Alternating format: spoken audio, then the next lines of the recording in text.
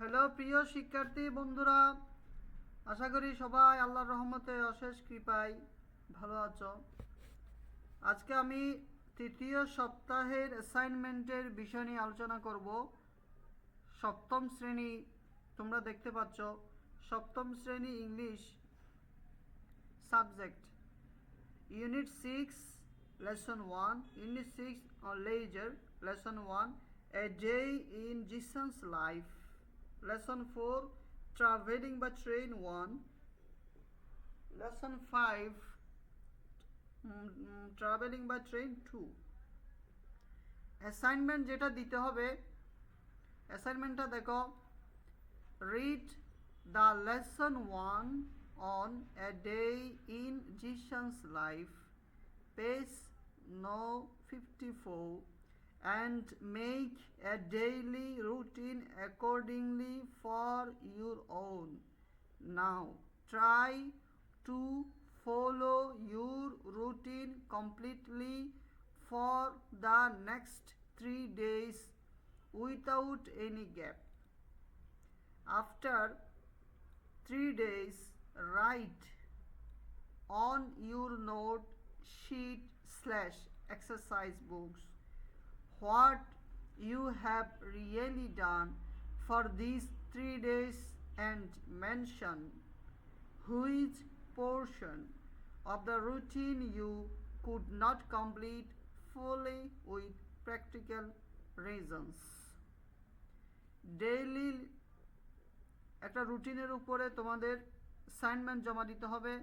এখানে বলা হয়েছে 54 পৃষ্ঠায় যে বিষয়টা দেওয়া হয়েছে রুটিন, ওটার ভিত্তিতে তোমরা জমা দিবা। একটা HW দেওয়া হয়েছে, তোমরা দেখতে পাচ্ছ বন্ধুরা। Homework, did you have any experience on a journey by train? If yes, how was it? Write 5/6 sentences on it. If no, which journey did you have and how was it? Write 5 or 6 sentences on it. প্রথম assignment, দ্বিতীয় homework হলো journey বা train তোমার হয়েছে কিনা, যদি হয় তাহলে 5 থেকে 6 সেন্টেন্সের মধ্যে লিখতে হবে, আর যদি না হয় তাও বিস্তারিত লিখতে হবে। বন্ধুরা, এখন আমরা চলে আসছি গণিত বিষয়ে। সপ্তম শ্রেণীর গণিত, তোমরা দেখতে পাচ্ছ প্রথম অধ্যায় বর্গমূল, মূলদ ও মূলদ সংখ্যা। চতুর্থ অধ্যায় বীজগণিতীয় রাশির গুণ ও ভাগ। অষ্টম অধ্যায় সমান্তরাল সরল রেখা। 3টি অধ্যায় নিয়ে তোমাদের অ্যাসাইনমেন্টের বিষয় সাজানো হয়েছে। তোমরা দেখতে পাচ্ছ সৃজনশীল প্রশ্ন 1 নম্বর একটা চিত্র দেওয়া হয়েছে, A B C D E.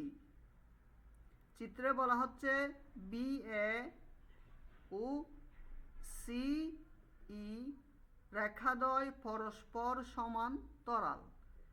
প্রশ্ন দেখো, কোন বিএসি ও কোন এসিই এর মধ্যে সম্পর্ক লিখো। খ নম্বর দেখানো হয়েছে, দেখাও যে কোন বিএসি যোগ কোন এবিসি সমান কোন এসিডি। গ নম্বর দেখো, প্রমাণ করো যে কোন এবিসি সমান কোন বিসিই সমান 2 সমকোণ। এবিসি যোগ বিসিই সমান 2 সমকোণ। এই এ বি সি আবার বিসিই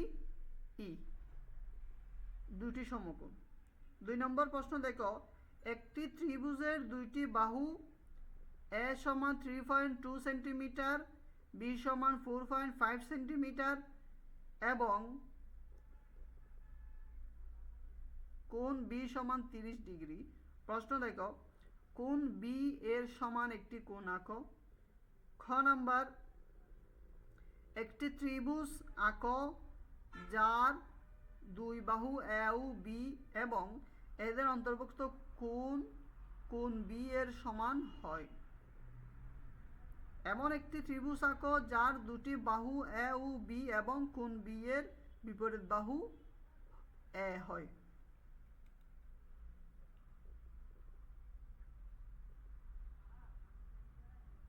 সংক্ষিপ্ত প্রশ্ন তোমরা দেখতে পাচ্ছ, এটা হলো সংক্ষিপ্ত প্রশ্ন।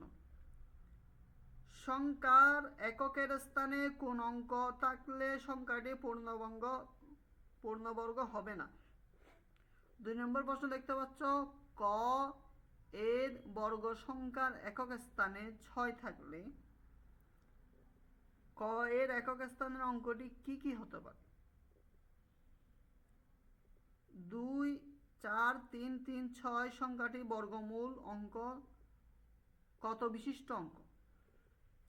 4 নম্বর 245 সংখ্যাটিকে ক্ষুদ্রতম কোন মৌলিক সংখ্যা দ্বারা গুণ করলে গুণফল পূর্ণ বর্গ হবে?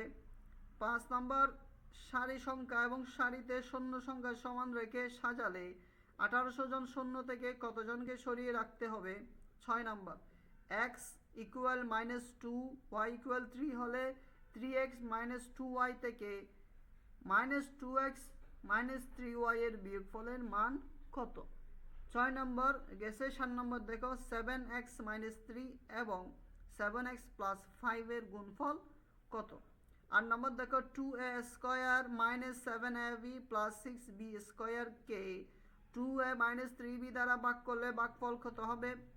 9 নম্বর দেখো 2 6 - 3 -2 4 - 3 এর সরল মান কত?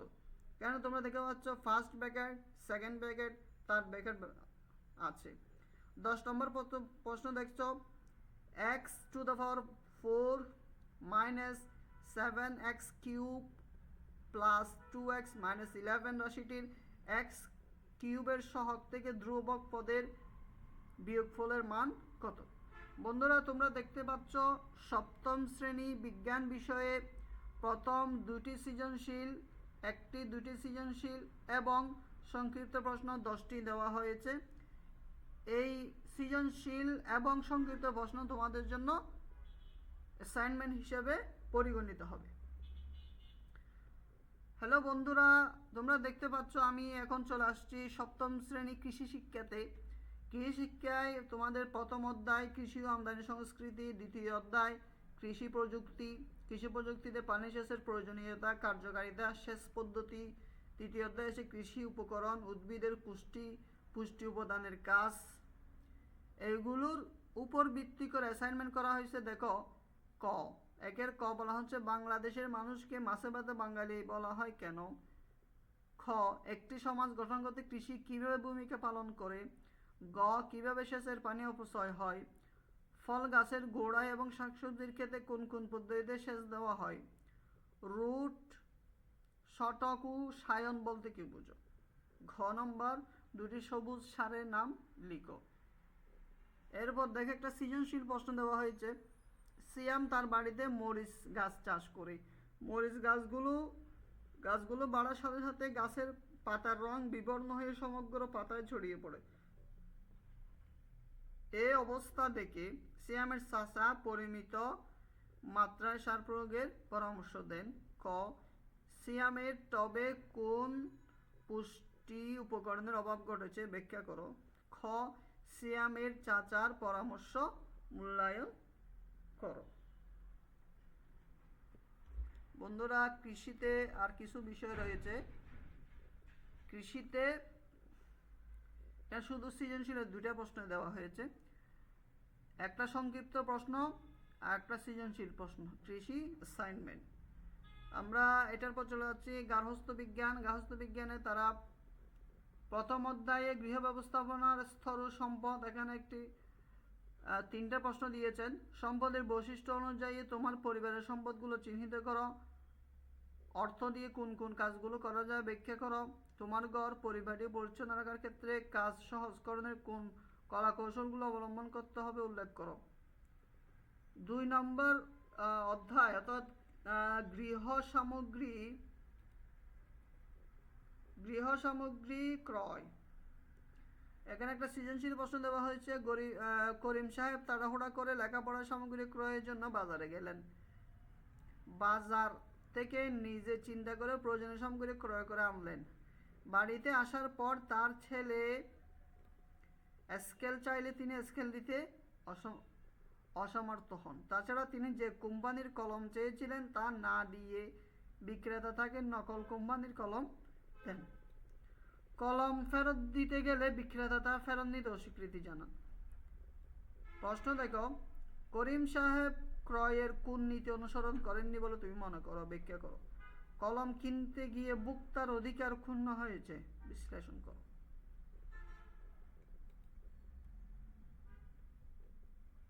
এরপর তৃতীয় অধ্যায় দেখো, গৃহকে মনোরম ও আকর্ষণীয় করার নীতি।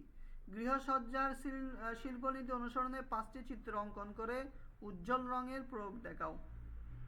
পঞ্চম অধ্যায় দেখো, শিশুর বিকাশে খেলাধুলা। এটা একটা সংক্ষিপ্ত প্রশ্ন। বর্তমান বিশ্ব পরিস্থিতিতে তুমি ঘরের বাইরে বের হতে পারছো না, শখ পূরণের মাধ্যমে কিভাবে তোমার বুদ্ধিমত্তা ও সৃজনশীলতা বিকাশ ঘটাতে পারো। হ্যালো সপ্তম শ্রেণী বন্ধুরা, আমি তোমাদের সামনে তৃতীয় অ্যাসাইনমেন্টের বিষয়গুলো উপস্থাপন করেছি। আশা করি তোমরা বুঝতে পেরেছ। আমি ইংরেজি, গণিত, কৃষি, গার্হস্থ্য বিজ্ঞান 4টা বিষয় তোমাদের সামনে উপস্থাপন করেছি। তোমরা সুস্থ থাকো, ভালো থাকো এই কামনায়। আল্লাহ।